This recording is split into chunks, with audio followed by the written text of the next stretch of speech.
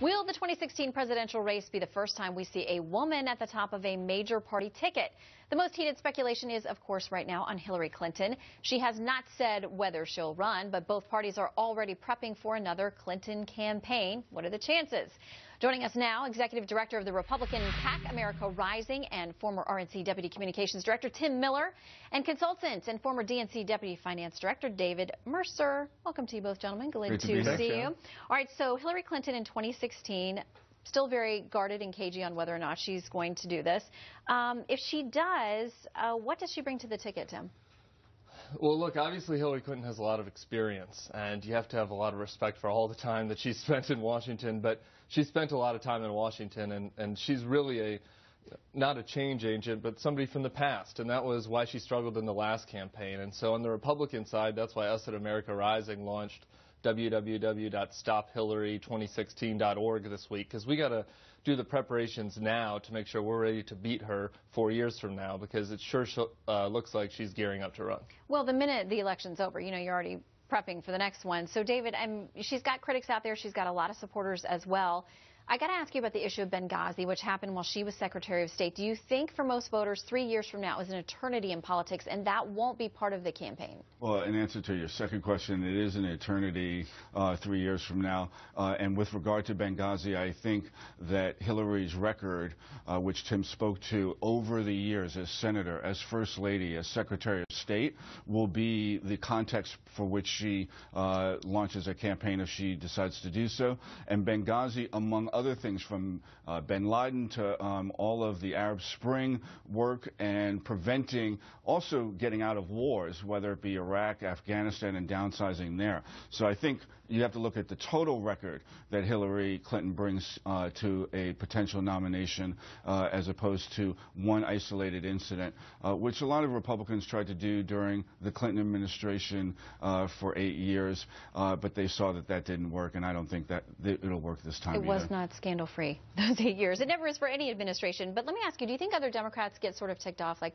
they're only talking about Hillary, what about me? Do you think a lot of them feel like, well, I want to run, but if I try to, you know, Hillary's already she's at the front of the pack. I think it's a healthy respect for Hillary Clinton, again, with her tenacity. I mean, she traveled to more than 100 countries during her tenure as Secretary of State. We saw how she campaigned in 2008.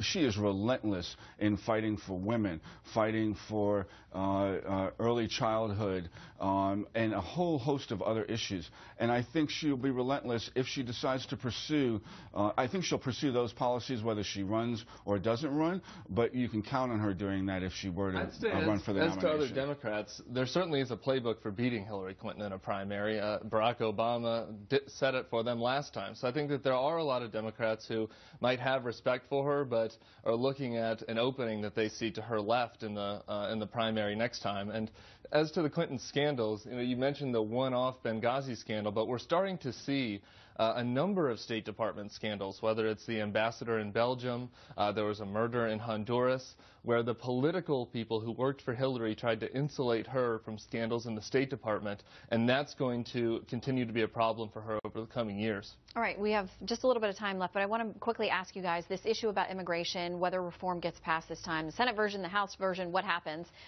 Do you think it's a plus or a minus for somebody like Senator Marco Rubio, who is on most short lists? He obviously pushing for this, but you have on the other side a Senator Rand Paul, others who say it's a no-go. I think there's a lot left to play out. You know, Marco Rubio, of course, gets points for showing leadership on this issue. You know, he's in the Senate, and I think the American people are looking for somebody to come up and try to offer solutions. You've got Rand Paul, who's also shown leadership on issues like the NSA, and I think has offered some clear concerns about this immigration reform package and ways that it could be fixed. I think even Senator Rubio has said, look, there are ways we can make this stronger and better as it goes through the process, and so there's a lot left to play out on that front. I think that Senator Rubio deserves a lot of credit for standing up and getting immigration reform, which failed in 2007. And he sees the numbers. He sees that Romney lost by 44 points the Hispanic vote. He sees the time economically. We just saw the CBO come out, the Congressional Budget Office come out with the fact that $197 billion over 10 years will be saved on the deficit by doing immigration reform. And we also know of the warning that Lindsey Graham gave us, which gave the Republicans, which is it doesn't matter who the candidate is on the Republican side for 2016 if we do not pass immigration reform. So hopefully with those points, we will see immigration reform, especially coming out of the House. All right, we got to leave it there, gentlemen. Great to see you both. Thank you very much for coming in. Pleasure. See you a lot in the next 3 years.